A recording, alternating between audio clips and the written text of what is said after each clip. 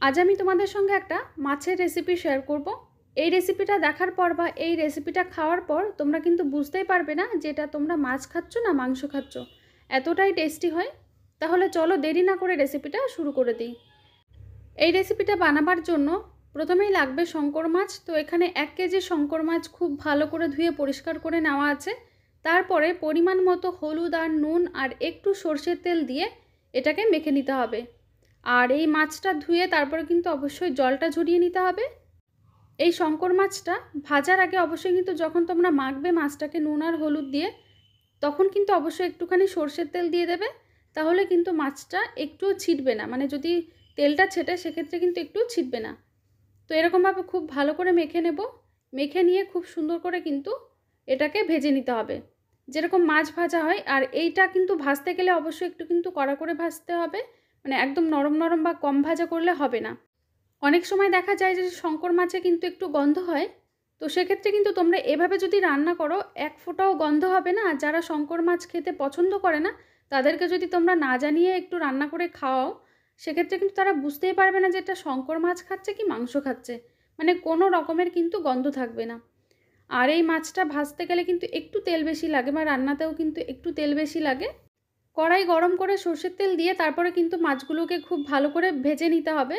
আর মাছটাকে ওই যে বললাম একটু কড়া করে ভাজতে হবে। তো এভাবে খুব সুন্দর করে কিন্তু লাল লাল করে এই মাছগুলোকে ভেজে নিতে হবে, একটু সময় লাগবে।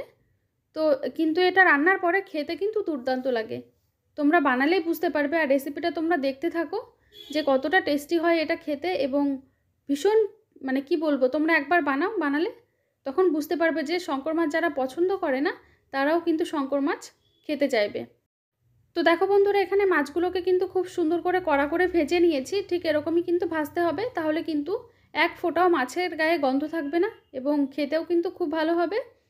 তো প্রথম ব্যাচের জন্য কিন্তু মাছগুলো ভেজে নিয়েছি, এবার সেকেন্ড টাইম কিন্তু আমি বাকি মাছগুলো ভেজে নেব। আর যদি তোমরা মনে করো যে একবারে সব মাছ ভাজবে, সেক্ষেত্রে কিন্তু ভাজা যাবে না, অল্প অল্প করেই কিন্তু মাছগুলো ভাজতে হবে। এরপর কড়াইয়ের মধ্যে আরেকটু সরষের তেল দিয়ে ফোড়নে দিতে হবে গোটা জিরে, তেজপাতা আর শুকনো লঙ্কা। এবার ফোড়নটাকে হালকা হাতে নাড়াচাড়া করে নিয়ে এখানে কিন্তু বেশ কিছুটা পরিমাণে পেঁয়াজ দিতে হবে। তো এখানে কিন্তু আমি 3টে বড় সাইজের পেঁয়াজ কুচি করে নিয়েছি। তো সেই পেঁয়াজটা এর মধ্যে দিলাম। এবার পেঁয়াজটাকে একটু নরম নরম করে কিন্তু ভেজে নেব। এই পেঁয়াজটা ভাজার সময় কোনো রকম নুন ব্যবহার করার দরকার নেই, শুধুমাত্র কিন্তু পেঁয়াজটাকেই ভেজে নিলে হবে। তো দেখো পেঁয়াজটা কিন্তু খুব সুন্দর করে ভাজা হয়ে গেছে, ঠিক এরকমই রাখতে হবে।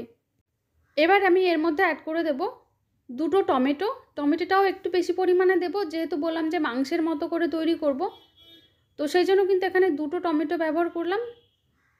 এরপর এর মধ্যে অ্যাড করে দেব গোটা জিরে, গোটা ধনে আর কিন্তু পাকা লঙ্কা বাটা। এটা কিন্তু পুরোপুরি বাটা মশলা, মানে শিলনোড়ায় বাটা। এই ধরনের রেসিপি একটু বাটা মশলা দিয়ে করলে দুর্দান্ত লাগে খেতে। তো এবার আমি সমস্ত উপকরণ খুব ভালো করে কিন্তু কষিয়ে নেব। আর এখানে দিলাম পরিমাণ মতো নুন, একটু হলুদ গুঁড়ো। এবার সমস্ত উপকরণ আবারও খুব ভালো করে মিশিয়ে নিয়ে এটাকে ঢাকা দিয়ে একটু জল দিয়ে আর কি ঢাকা দিয়ে কিন্তু খুব সুন্দর করে কষিয়ে নিতে হবে।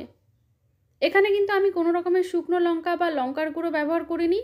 তোমরা যদি মনে করো যে এখানে লঙ্কার গুঁড়ো বা শুকনো লঙ্কা দেবে, সেক্ষেত্রে দিতে পারো।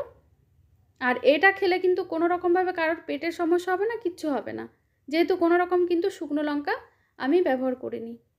তো এবার আমি অল্প পরিমাণে আবার জল দিয়ে আবারও কিন্তু ঢাকা দিয়ে সুন্দর করে এই মশলাটাকে কষাবো। মানে এই রেসিপিটাতে না মশলাটা যতটা ভালো কষা হবে, রেসিপিটার টেস্টটা কিন্তু ততটাই ভালো হবে। বেশ অনেকটা সময় নিয়ে কিন্তু মশলাটা কষিয়ে নিচ্ছি।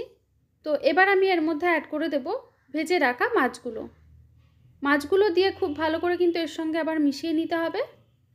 মাছটার সঙ্গে মশলাটা যখন কষাবে, সেক্ষেত্রে যদি মনে হয় যে একটু জলের প্রয়োজন আছে, তাহলে অবশ্যই কিন্তু একটু জল ব্যবহার করা যেতে পারে। তো অবশ্যই কিন্তু এই রেসিপিটাতে গরম জল ব্যবহার করবে। তো এখানে দেখো খুব ভালো করে মশলার সঙ্গে প্রথমে মিশিয়ে নেব। মিশিয়ে নিয়ে আবারও কিন্তু ঢাকা দিয়ে কিছুক্ষণের জন্য কিন্তু কষিয়ে নেব। মানে এই মশলাটা মাছের সঙ্গে মিশে গিয়ে দারুণ একটা টেক্সচার হবে, আর খেতে কিন্তু দুর্দান্ত হবে। মশলাটার সঙ্গে মাছ দিয়ে খুব ভালো করে কিন্তু বেশ কিছুক্ষণ সময় নিয়ে কষিয়ে নিলাম। মানে যেরকম মাংসটা দিয়ে কষিয়ে নেয় না, ঠিক এরকমই। কিন্তু এটাতে অতটা বেশি সময় লাগে না, জাস্ট 3 থেকে 4 মিনিটের জন্য কিন্তু কষিয়ে নিলেই যথেষ্ট। তো এবার আমি এর মধ্যে অ্যাড করে দেবো পরিমাণ মতো গরম জল। খুব বেশি পরিমাণে দেবো না, এটা কিন্তু একদম মাখা মাখা ধরনের হবে খেতে, মানে মশলাটা পুরো মাছের সঙ্গে মিশে গিয়ে দুর্দান্ত হবে আর কি খেতে, সেরকম অবস্থাতে রাখতে হবে। তো খুব বেশি পরিমাণে কিন্তু জল দেওয়ার দরকার নেই। তো জলটা যেই ফুটে উঠবে, মানে গ্রেভিটা যেই ফুটে উঠবে, তখনই কিন্তু এখানে কিছুটা পরিমাণে গরম মশলার গুঁড়ো অ্যাড করে দেবো।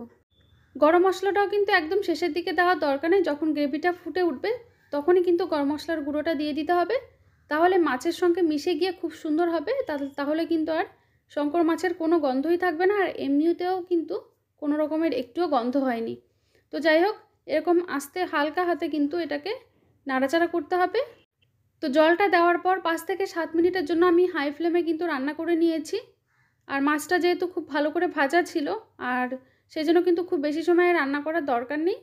তো এবার এই অবস্থাতে কিন্তু আমি গ্যাসের ফ্লেমটাকে অফ করে দেব।